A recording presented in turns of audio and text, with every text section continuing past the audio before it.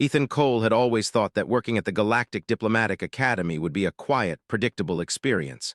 After all, his job was simple: observe, learn, and represent Earth in a way that made humans look reasonable, polite, and cooperative. That seemed like an easy task compared to the chaos of interstellar politics. He had imagined long hours reading reports, attending dull lectures about alien cultures, and cautiously trying not to offend anyone. What he had not expected was to be the center of attention for someone who could literally rewrite the rules of their entire civilization. It started on a day that was otherwise ordinary. The Academy's main hall, a massive structure with transparent walls overlooking the swirling nebula outside, was alive with chatter. Students from countless species walked across floating platforms, their movements graceful in zero gravity. Each species had its own customs and ways of communicating, but most were polite enough to accommodate others. Ethan, careful not to stumble over his words or his alien peers, followed the flow of the crowd. His human body was small compared to many of the other students, but he had always believed that presence came from confidence, not size. Lurithiel had been observing him for weeks. A member of one of the most respected matriarchal civilizations in the galaxy, she was a striking figure. Her skin shimmered faintly in the dim lights of the hall, a result of her people's unique biology. Her eyes were a deep molten gold, and they seemed to see through everyone, past appearances and pretenses. She moved with poise and precision, and her presence demanded attention without her ever speaking. Lurithiel had grown up in a world where power was expected, obedience was demanded, and respect was rarely earned. Yet Ethan, without knowing it, had earned hers with a single act of quiet courage. The day's lecture had ended with a discussion about interstellar ethics, a topic that usually bored him. But then a situation arose that changed everything. A younger student from a fragile-looking species had accidentally spilled a volatile chemical during an experiment. The hall erupted into chaos as alarms went off, and most of the more confident students stepped back, unwilling to get involved. A few whispered insults, pointing at the small human, assuming he would do nothing. But Ethan moved forward. Without thinking about personal risk, he carefully stabilized the chemical container and guided the terrified student to safety. His actions were not dramatic, not loud, but they were effective. Calmly, he reassured the student, showing patience and compassion that no one else had bothered to offer. Lurithiel watched, intrigued.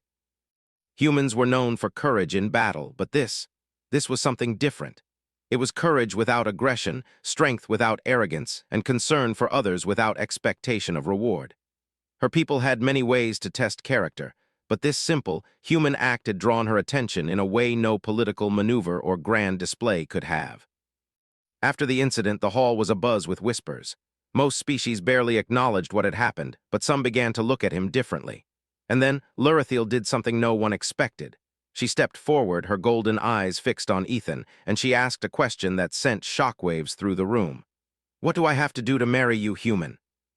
His mind, trained to handle complex interstellar policies, suddenly went blank. Every eye in the room was on him, waiting for a response. He had never been asked a question like this, especially not by someone so powerful, so regal, and so utterly determined. I think you might be misunderstanding," he said carefully. "Marriage isn't something that happens just because someone asks. It's a matter of choice, trust, and commitment. It's about understanding each other, building trust, and, well, being ready. And not with rudeness or defiance, but with honesty and respect." Instead of backing down, she decided to engage. If this human could withstand social pressure and fearlessly state his mind, then perhaps he could be more interesting than she had imagined. She had come to the academy with the expectation of political advantage, but now she was facing a puzzle, an unknown variable she couldn't control. "I see," she said quietly, her voice calm but carrying the weight of her authority. "Then I will do what is necessary. I will learn. I will understand. And then perhaps we can speak again." He was human, sometimes clumsy, sometimes unsure, but always earnest. The more she observed, the more she understood why humans were remarkable. They were fragile by some standards, weak by others, yet they could endure, adapt, and act with moral courage in ways that her people rarely considered. And for the first time, she felt something that was entirely unfamiliar, a desire that was not about power, politics, or tradition, but about genuine connection. Meanwhile, Ethan remained largely unaware of the storm he had caused. He knew some students were staring at him more often than usual, but he assumed it was curiosity, not fascination.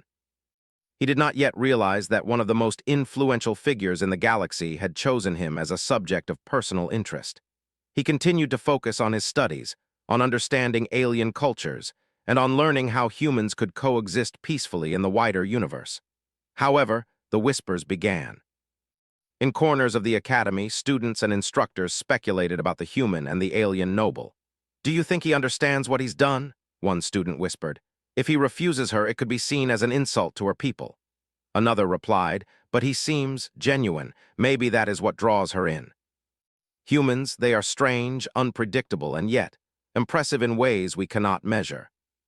Other students sought his opinion, diplomats asked for his insights, and even Lurithiel occasionally approached him with questions, not demanding, but curious, almost as if she were trying to understand the human mind.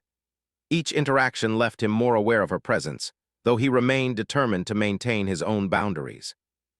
One evening, as the Academy's observation deck rotated to reveal the shimmering stars of the nebula, Ethan found himself speaking with Lurithiel directly for the first time outside a classroom. She did not speak of marriage, politics, or power. Instead, she asked him about his home, about Earth, and about what it meant to be human. He answered honestly, describing the complexity of human emotions, the struggles of their species, and the simple joys of life. She listened with intense focus, absorbing every word, every nuance. "You speak with honesty," she said finally, her voice soft. "It is unusual. In my world, words are measured for advantage. You speak them for truth.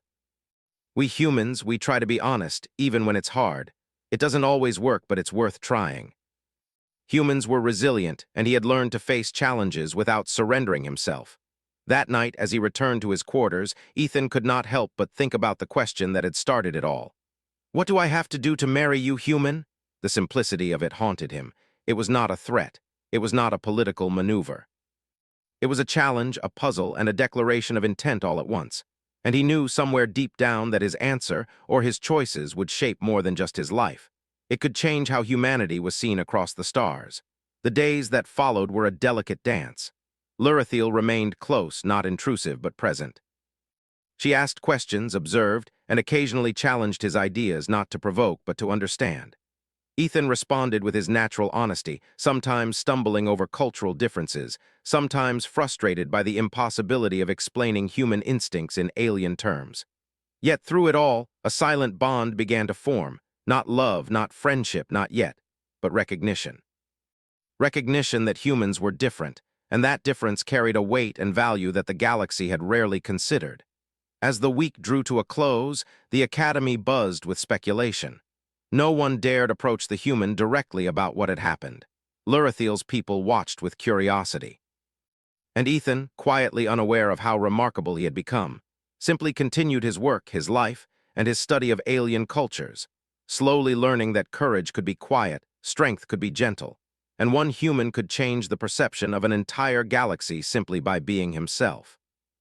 By the time the stars rotated fully outside the observation deck, Ethan understood one thing. Life at the Galactic Diplomatic Academy would never be ordinary again. Somewhere in the depths of interstellar politics, among species that wielded power with precision and control, a human had stood quietly, honestly, and bravely.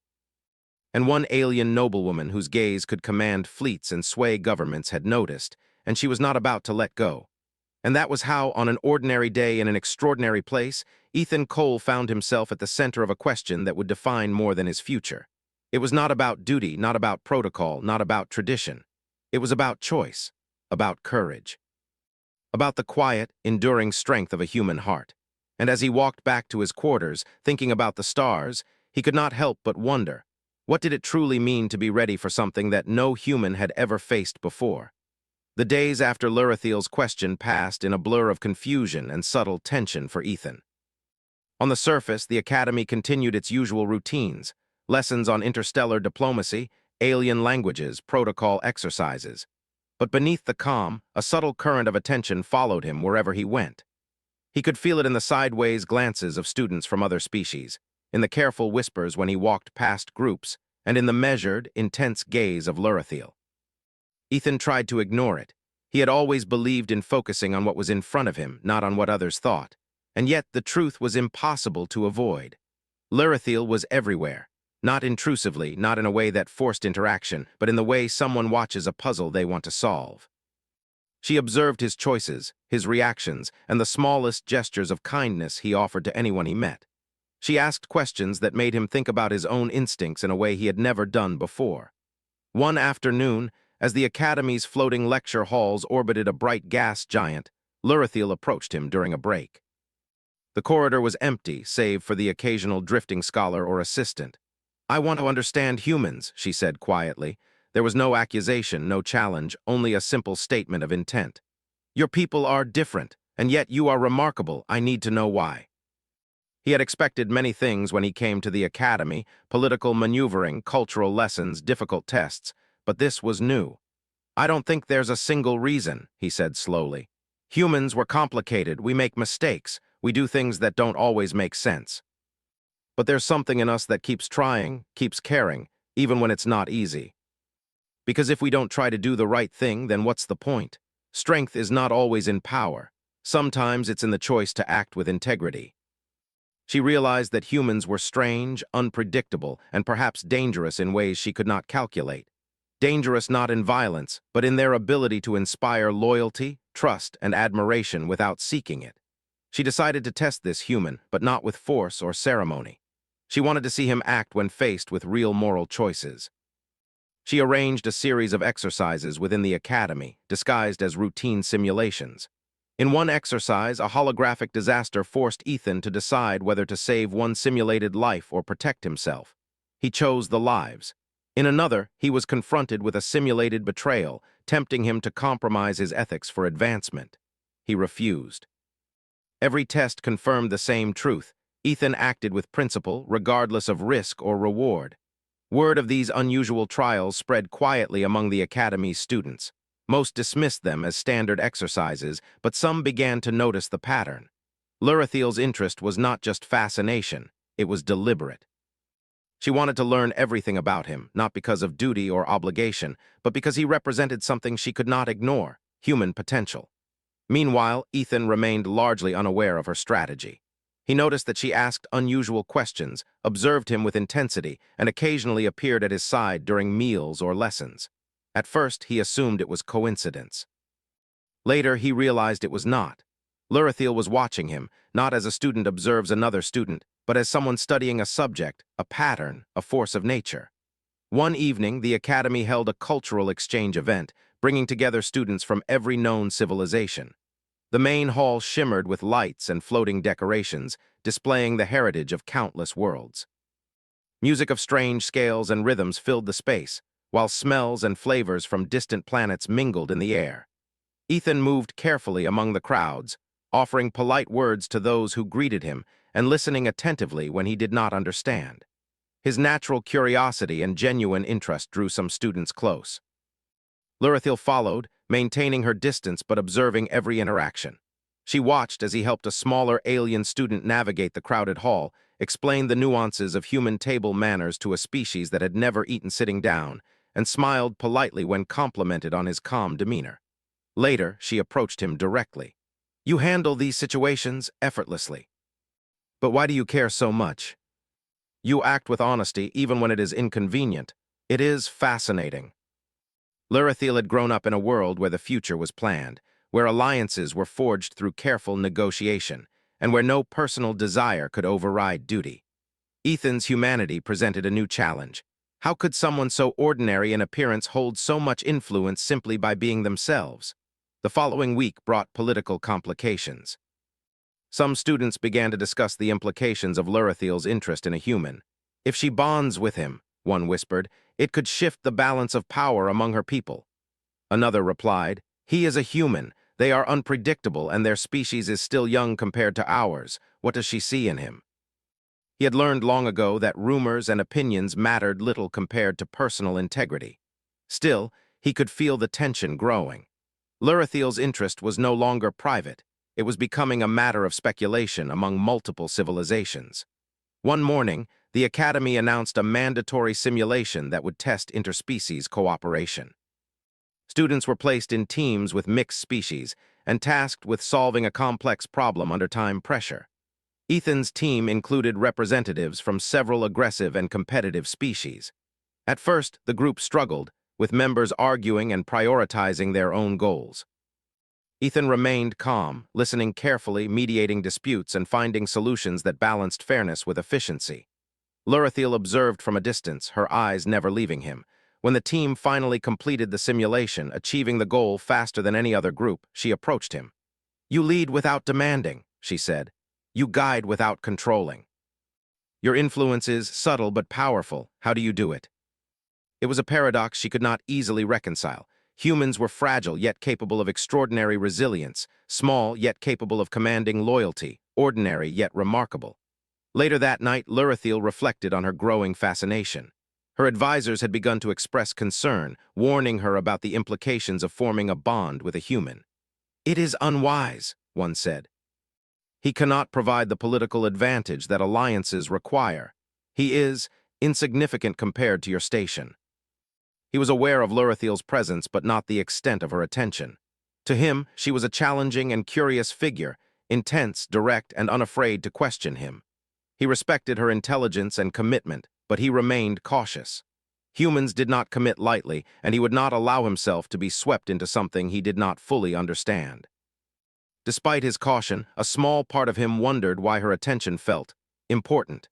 He realized that he was beginning to care, in a way he had not expected, about her opinions, her observations, and her presence.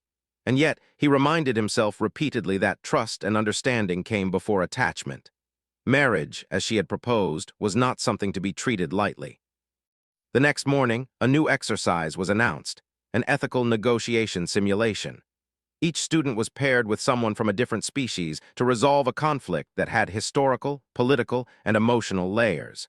Ethan was paired with a member of a species known for cunning and manipulation. As the simulation began, he carefully navigated the conversation, listening to concerns, acknowledging fears, and proposing compromises that preserved dignity for both sides. Lurithil watched from the observation chamber, impressed by his calmness under pressure. She realized that humans were not just physically weaker than many species. They lacked natural advantages in most measurable ways. Yet they could achieve remarkable results through empathy, intelligence, and moral courage. This understanding began to reshape her perception of what true strength meant. By the end of the day, Lurithil approached him once more. "You are remarkable," she said quietly, "not because of power, skill, or status, but because of everything else. You are human. And yet, in ways I do not fully understand, you are extraordinary." For Ethan, it was a lesson in patience and self-awareness. For Lurithil, it was the beginning of a fascination that would grow into something much more powerful than political ambition or cultural expectation. And as the stars spun silently outside the academy, both of them realized that their story, one that had begun with a simple, shocking question, was only just beginning. The academy buzzed with tension in the days that followed. Lurithil had decided that observation was no longer enough. If she wanted to understand humans fully, she needed to see how one would act under true pressure, tested not by simulations or exercises, but by real challenges designed to push both mind and character to their limits. She knew that most of her people would have dismissed a human as fragile, insignificant, or incapable of enduring hardship. But Ethan had already shown her that appearances could be deceiving. It began with what her people called the trials of worth. Unlike human tests, these trials were not academic or theoretical. They demanded courage, integrity, and selflessness. Most students from her civilization had excelled in traditional trials of strategy, combat, and knowledge, but these trials were different.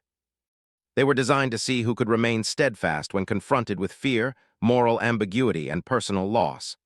Lurithil arranged for Ethan to participate in them, not to intimidate him, but to observe whether his human traits could endure situations where instinct, fear, and desire were pitted against principle. The first trial was deceptively simple, the trial of fear. Ethan was led into a controlled chamber designed to exploit the deepest fears of any individual. To a human, the chamber appeared as a dark void stretching infinitely, populated by shifting shadows that whispered threats and threats of loss. For others, it was a test of combat skill or strategy, but for him, it was psychological.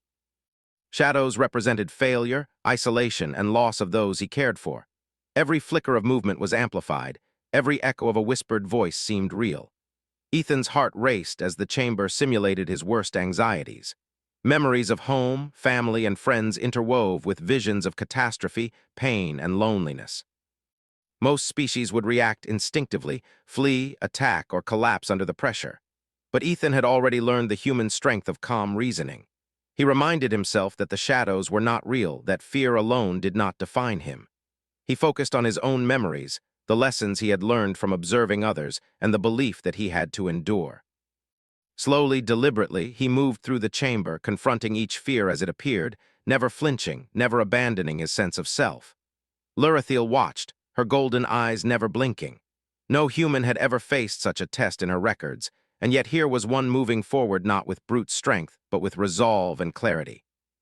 When the trial ended, Ethan emerged sweaty and exhausted, but unbroken. His human persistence had carried him through a test that many of her people would have failed. The second trial was the trial of choice, designed to test his moral courage and willingness to act selflessly. He was presented with a scenario. Two groups were in danger, each representing different species with unique needs and stakes. Choosing to save one meant risking the other. Many would have tried to calculate the optimal solution or prioritize based on alliances or personal gain. Ethan hesitated only briefly. He assessed the situation, considered the consequences, and then acted to save both groups, improvising solutions that minimized harm. He worked tirelessly, ignoring fatigue, and refused to give up even when it seemed impossible. Observers whispered in astonishment. "He chooses compassion over calculation," one remarked. "It is unprecedented."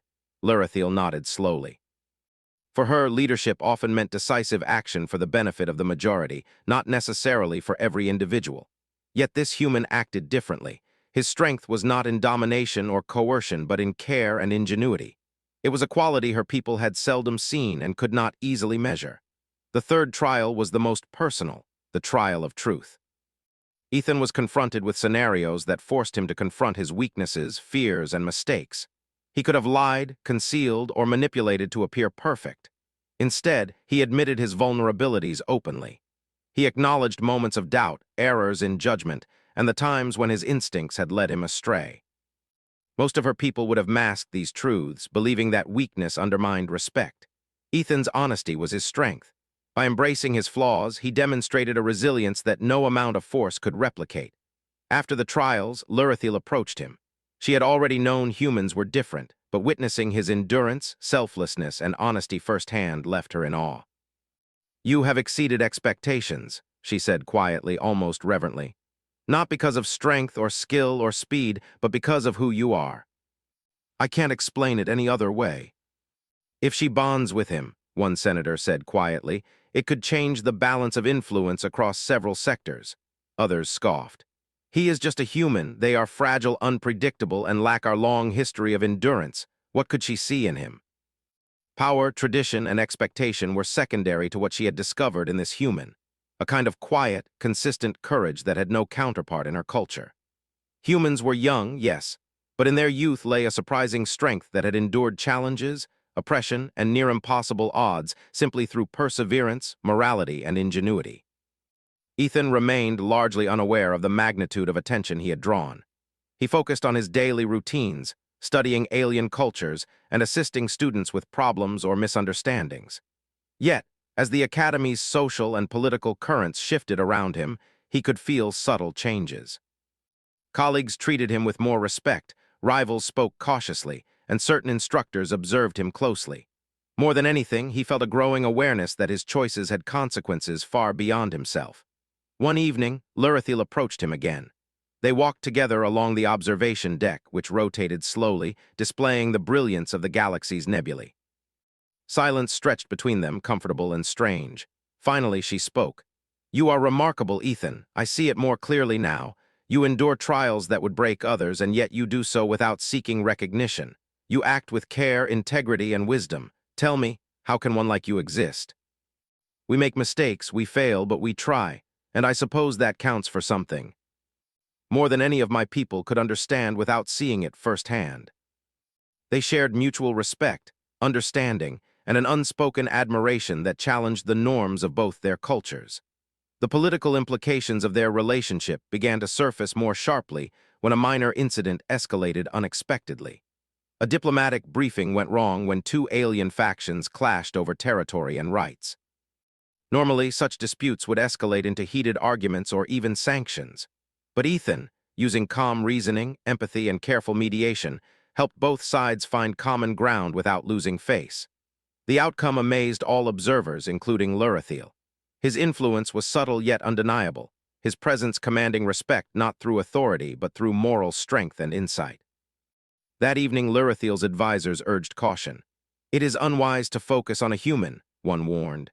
"They are fragile, unpredictable. Their loyalty is untested in galactic matters. Your attention should be on power, alliances, strategy. This human shows a strength that cannot be taken from him, a force that inspires those around him. That is what I see." And as he navigated these trials, he understood something else. Lurithiel's interest was no longer merely observation. She trusted him, relied on him, and perhaps even cared. Yet, despite the growing attention and subtle bond, he remained cautious. Humans did not commit blindly, and he had learned that even in the galaxy's vastness, loyalty and trust must be earned. Every day brought new lessons, new challenges, and new opportunities to demonstrate that humans were more than they appeared. The trials concluded with an unspoken acknowledgement. Ethan had proven his worth not through aggression, ambition, or cunning, but through integrity, courage, and empathy. Lurithiel had gained insight into human nature that no book or lecture could teach her. And the galaxy, though largely unaware, had witnessed a quiet demonstration of a human's extraordinary potential. As the observation deck rotated once more, casting its light across the glittering stars, Ethan and Lurithiel shared a moment of silent understanding. No words were spoken about politics, alliances, or marriage. Those questions could wait. For now, what mattered was recognition, of courage, of honesty, of the kind of strength that came from being oneself. And somewhere in the quiet corridors of the Academy, a subtle shift occurred. The galaxy had begun to see humans in a new light, not as fragile, insignificant, or easily manipulated, but as beings capable of endurance, insight, and inspiration. And one human in particular, quiet, steadfast, and morally unyielding, had begun to redefine the expectations of an entire civilization.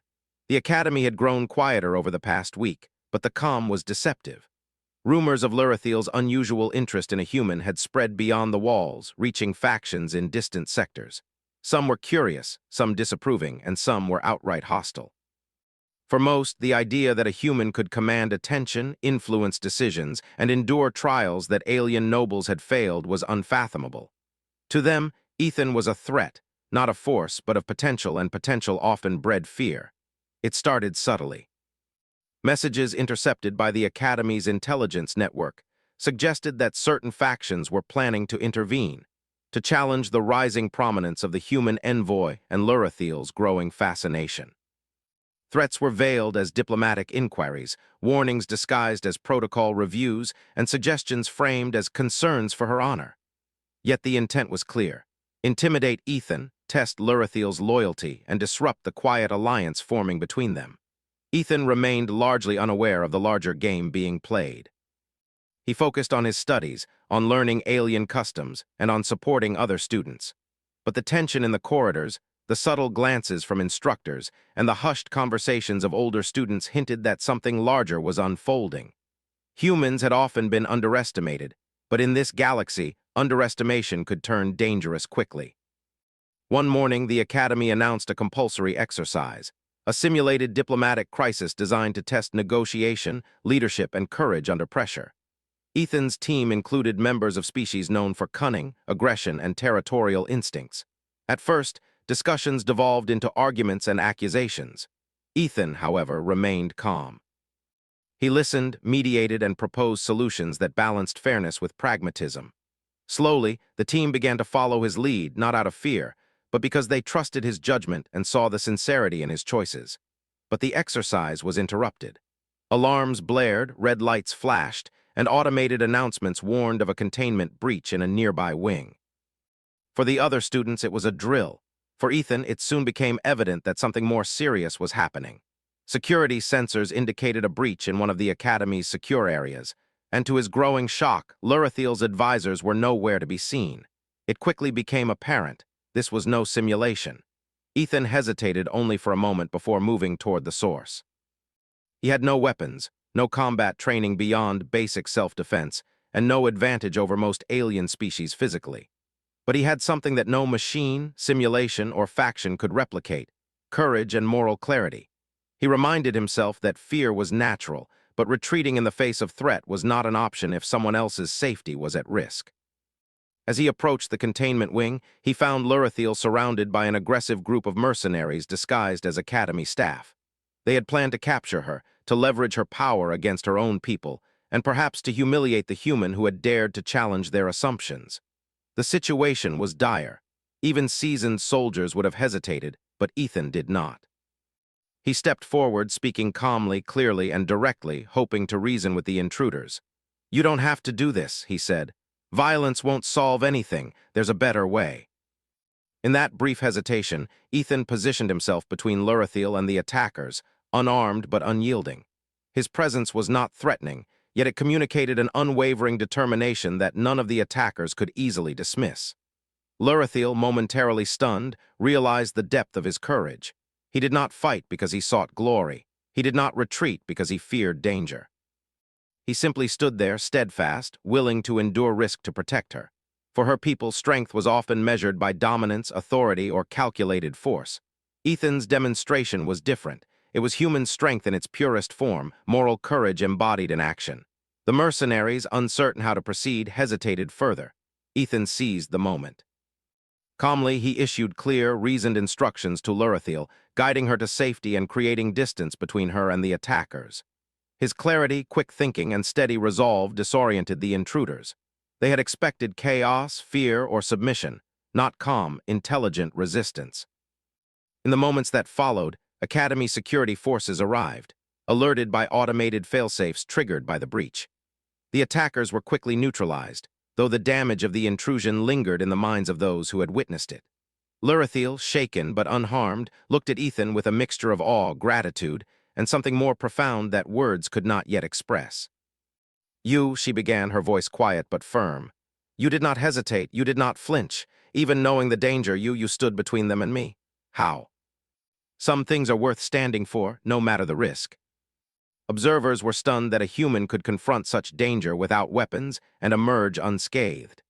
Lurithil's people, previously skeptical of human potential, began to reassess their assumptions. Diplomats from other species who had long dismissed Earth as minor and insignificant whispered their astonishment. Humans were not just surviving, they were proving their worth in ways no one had anticipated. In the days following the incident, Academy officials conducted inquiries, investigated the breach, and strengthened security protocols. Yet, for Ethan, the significance was not in accolades or recognition. He had acted as he believed any ethical individual should. And for Lurithil, the event confirmed what she had already suspected. This human was extraordinary, not because of dominance or ambition, but because of integrity, courage, and resilience. The quiet tension in the Academy transformed into a new kind of respect. Students from other species who had previously mocked or ignored Ethan now sought his counsel, valuing his insight and reasoning. Lurithil, meanwhile, began to speak with him more openly, discussing matters of philosophy, strategy, and morality. Their conversations were no longer formal or observational. They were dialogues between equals, though each aware of the profound differences in experience and culture. One evening, as they walked along the observation deck, the stars stretching endlessly before them, Lurithil spoke in a voice softer than usual. "You understand courage in a way few of my people ever will. You do not seek recognition. You do not demand respect. And yet, it follows you. Why is that? Maybe it's because humans, we believe in doing the right thing even when it's hard, even when it's dangerous, even when no one else would. It doesn't make us strong in the usual sense, it just makes us endure. And yet, you embody them naturally." In the following weeks, political pressures mounted. Rival factions tried to challenge Lurithil's influence, suggesting that her attention toward a human could weaken her position or compromise alliances. Yet, Lurithil remained unshaken. She had witnessed the depth of Ethan's courage and integrity firsthand, and no external threat could undermine the respect and admiration she had developed. For Ethan, the challenges reinforced the lessons he had always known. Courage was not the absence of fear. Strength was not always measured in power. And influence was not derived from status or intimidation, but from actions that inspired trust, loyalty, and respect. His humanity, once assumed to be a weakness, was, in fact, his greatest asset. One afternoon, Lurithil invited him to join her in a private study overlooking the central core of the academy. She handed him a small data pad filled with historical records of her people. "I want you to understand where I come from," she said, "and I want you to see how different we are, yet how much we share in principle. Perhaps this will help you understand why I value you." And yet he saw patterns of struggle, of choice, and of courage that resonated with him deeply. "You see," she said quietly, "in my culture, strength is often measured by achievement and influence. But I am learning that true strength is also measured by endurance, moral clarity, and compassion. I see that in you, Ethan. That is why I care. Not because of power or advantage, but because you are remarkable in ways I cannot ignore." And so, the quiet, steady courage of one human had begun to redefine expectations, challenge traditions, and inspire admiration across species. The galaxy had witnessed that humans were not weak, insignificant, or easily overlooked. They were resilient, moral, and capable of extraordinary endurance. And one human, small in stature but vast in principle, had proven that courage could transcend species, culture, and expectation. The galaxy did not change in a single moment, but it began to shift the day the council was called. Representatives from dozens of civilizations gathered within the great circular chamber of the interstellar Concord. Floating platforms adjusted to each species' needs, lights dimmed and brightened automatically, and translators hummed softly in the background. This was not a place for emotion or impulse. This was where futures were decided with calm voices and careful words.